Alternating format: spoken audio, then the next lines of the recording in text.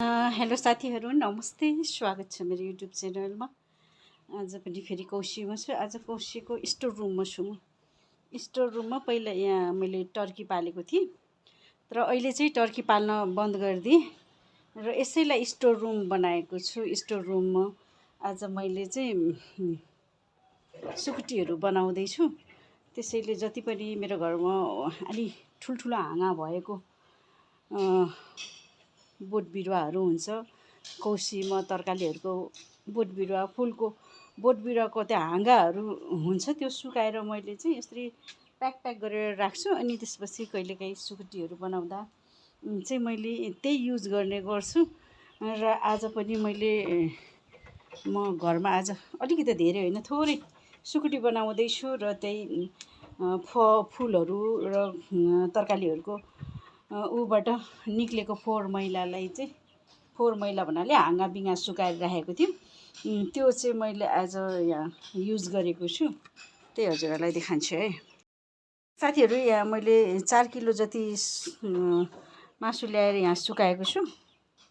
यो तल लामो गरेर छोडेको छु। यो मेरो घरमा मैले चाहिँ स्टोर रुममा चाहिँ चुल्हा बनाएको थिएन, तर सुकुटी बनाउनु पर्ने अनि के गर्ने भनेर गर्दा चाहिँ मैले एउटा उपाय निकालेर यो अलकत्राको टिन किनेर ल्याएर यसरी चुल्हा बनाए, दुलो यसरी बनाएर अनि माथिबाट फेरि यो रडले यसरी निकाल्न मिल्ने, धुन मिल्ने हो जस्तो रडले चाहिँ यसरी बनाएर मैले चाहिँ सुकुटी बनाउने गरेको छु। मेरो घरमा चाहिँ मैले चाहिँ आगो फुक्नको लागि चुल्हा बनाएन, स्टोर रुमै बनाएको थिइनँ। यो चाहिँ पछि टर्की पालेपछि टर्कीको लागि भनेर मात्रै यो स्टोर रुम बनाएको। स्टोर रुममा यहाँ कुखुरा नि पालेको छु मैले। अहिले टर्की पाल्न बन्द गरे पनि कुखुरा चाहिँ धेरै नपालेर अलिअलि पालेको छु। यहाँ खोरभित्र छ र यो फुलहरूको हाँगाहरूलाई चाहिँ यसरी प्याक गरेर राखेर सुकाएर यसरी प्याक गरेर राखेपछि सुकुटी बनाउन अथवा केही गर्न चाहिँ मैले होरी यसरी युज गर्छु। र मैले चाहिँ कुनै पनि धेरै चाहिँ वेस्टेजहरू फ्याँक्दैन। फोहोर मैला गाडीहरूमा पनि मेरो त्यही प्लास्टिकको उहरू मात्रै मैले युज गर्छु, फ्याँक्ने गर्छु। अरू सबै घरमै युज गर्छु। त्यस्तै गरेर यहाँ यो घसेटाहरू पुरै सुकाएर राखेको थिएँ। यो पातहरू चाहिँ मैले कम्पोस्ट बनाएँ भने यो डाँठहरूलाई चाहिँ अहिले मैले सुकुटीको लागि युज गर्दैछु। यसरी यो मसिनो चिजलाई जलाउनको लागि चाहिँ यहीँ कुरिराख्नुपर्छ। अनि त्यसपछि मेरो कौशीको काम सिद्धिएपछि बल्ल म चाहिँ अलि ठुल्ठुलो मोटो दाउराहरू हालेर अनि बल्ल म अरू अन्त जान्छु। अहिले चाहिँ मैले यहीँ बसेर बिस्तारै यो हाँगा बिँगाहरूलाई जलाउँदैछु साथीहरू। पहिला चाहिँ मैले टिन राखेको थिएन, खुल्लामा मैले सुकुटी बनाउँथेँ। एउटा सुकुटी बनाउने स्ट्यान्ड बनाएको थिएँ, तर साथीहरूको सल्लाह अनुसार यसमा यो टिनमा यसरी बनायो भने जो आगोको राप हुन्छ नि पुरै छेकिएर सुकुटी चाहिँ मजाले एकैछिनमा बन्दो रहेछ कि एक दिनमै पुरा कक्रक्कै भइसक्छ यो यसरी यो टिन युज गर्नाले। त्यही भएर सजिलो भएछ यो टिनबाट चाहिँ सुकुटी बनाउँदा। यदि चुल्हा हजुरहरूले बनाउनु भएको छैन भने, यो सुकुटी बनाउने भनेर चुल्हा बनाउनु भएको छैन भने यसरी तपाईँहरूले यो टिनलाई युज गर्न सक्नुहुन्छ। एकदमै यो टिन युज गर्दा चाहिँ रापहरू जति सबै सुकुटीमा आउँदो रहेछ कि आगोलाई यताउता पनि नगर्ने, मजाले सुकुटी चाहिँ छिट्टो बन्दो रहेछ कि। त्यही भएर मैले चाहिँ विगत कैयौँ सालदेखि घर बनाएबाट मैले यो नै युज गर्छु गर्नको लागि, सुकुटी बनाउनको लागि साथीहरू। यसरी माथिबाट धुवा जान्छ भने यो तलको भाग चाहिँ पुरै हावा पनि सेक्ने र धुवाहरू यताउता पनि नजाने, सिधै माथि मात्रै यसरी जाने भएकोले एकदमै सजिलो हुन्छ। यो टिनबाट सुकुटीको लागि यो टिन काटेर यसरी तयार पार्यो भने एकदमै सजिलो र छिटो हुन्छ, एकै दिनमा तयार भइहाल्छ। र अहिले चाहिँ मैले अब यो घसेटा यति छ, यो पुरै जलाएपछि बल्ल ठुल्ठुलो दाउरा हालेर बल्ल म यो आगोलाई छोडेर सुकुटीलाई छोडेर एकतिर जानेछु साथीहरू। यसरी घुचेट्दै आगो चाहिँ एकैछिनमा छोड्ने बित्तिकै सामसुम मर्ने हुन्छ। त्यसैले यहीँ बसेर आगो लगाइराख्नुपर्छ यो घरलाई। साथीहरू यहाँ चाहिँ मेरो कुखुरा छ, धेरै छैन, 4-5वटा छ। यत्रो भएछ साथीहरू, धेरै भएको छैन, 2 महिना नि भएको छैन होला यो पालेको। यो दसैँ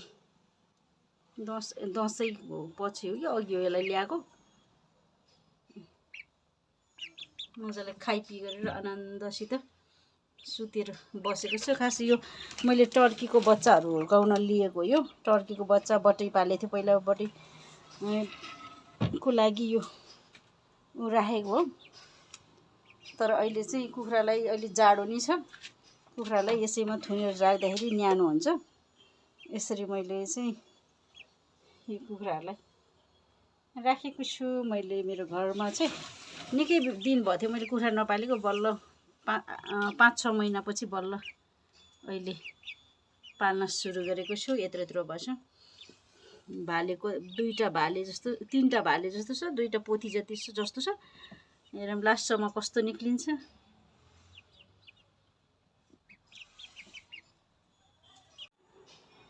साथीहरू यो चाहिँ मेरो स्टोर रुम हो।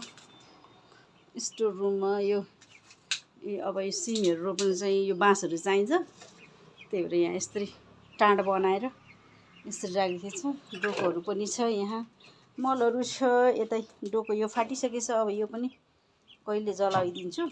यहाँ फुलहरू पनि, फुलको बिउहरू राखेको छु यता। यस्तै गरेर स्टोर रुम भन्ने बित्तिकै नचाहिने चिजहरू राखिन्छ। त्यस्तै गरेर नचाहिने सबै युज हुन्छ, तर डेली युज हुँदैन। कुन बेला के युज हुन्छ थाहै हुँदैन। यसरी मेरो स्टोर रुम रहेको छ साथीहरू। पहिला चाहिँ टर्की थुप्रै पालेको र यहाँ पालेको भएर यहाँ थुप्रै उयोहरू छ। यो दाना दिने उयोहरू भाँडाहरू छ। अहिले चाहिँ अलिक थोरै पालेको भएर एउटैले काम चलेछ साथीहरू। यता छ कुखुराको, खासै हो कुखुराको,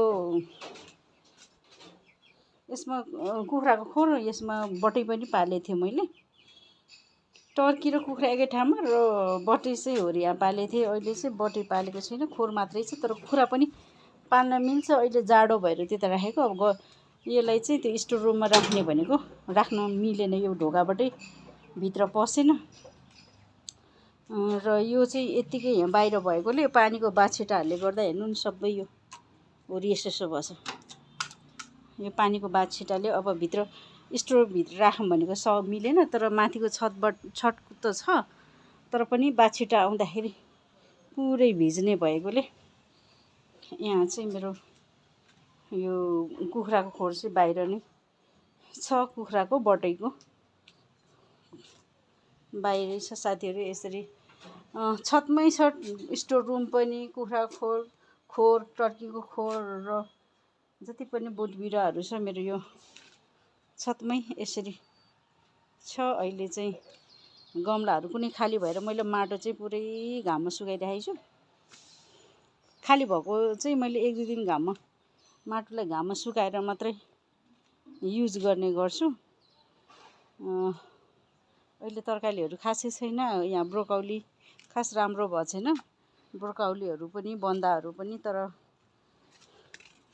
ठुलो नभएर सानो मात्रै भएछ। यहाँ आलु अब मर्ने बेला भएको कि फल्ने बेला भएको, अलि लराङ परेछ साथीहरू। यो मैले काउली भनेर रोपेको सबै ब्रोकौली रहेछ। यो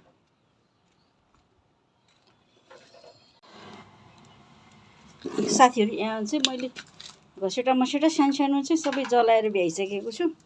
अब चाहिँ यहाँ अलिक ठुल्ठुलो दाउरा हालेर मैले चाहिँ छोडिदिँदैछु। किनभने यो बिस्तारै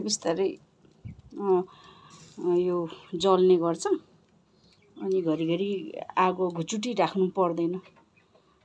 पहिला चाहिँ मसिनो धेरै भएकोले एकदम घरि एकैछिन वारेर बल्ने अनि फेरि मरिजाने गर्थ्यो। अब चाहिँ मोटो दाउरा हालेर छोडेछु मैले। अब अलि एकछिनपछि फेरि आएर हेर्नुपर्छ। र सुकुटी चाहिँ आज नै तयार हुन्छ। यसरी आज नै रेडी हुन्छ यो सुकुटी। अनि काटेर यो साँझ चाहिँ अब एकैचोटि निकालेर यो आगोहरू खतम पारेर साँझ चाहिँ यसरी साँझ चाहिँ यसलाई निकालेर मसिनो टुक्रा टुक्रा पारेर भोलि एक घाप सुकाइदियो भने मजा हुन्छ। यो अर्को पालि सुकाउनै पर्दैन, यस्तो दामी हुन्छ क्या। त्यसैले मैले चाहिँ यहाँ चाहिँ अब आगो लगाएर एकछिनमा आउँदै हेर्दै जाँदै गर्नेछु र साँझ चाहिँ पुरै निकालेर मसिनो पिस गरेर भोलि चाहिँ एक घाम चाहिँ मजाले घाममा सुकाइदिन्छु। अनि त्यसपछि मेरो सुकुटी चाहिँ रेडी हुन्छ है साथीहरू।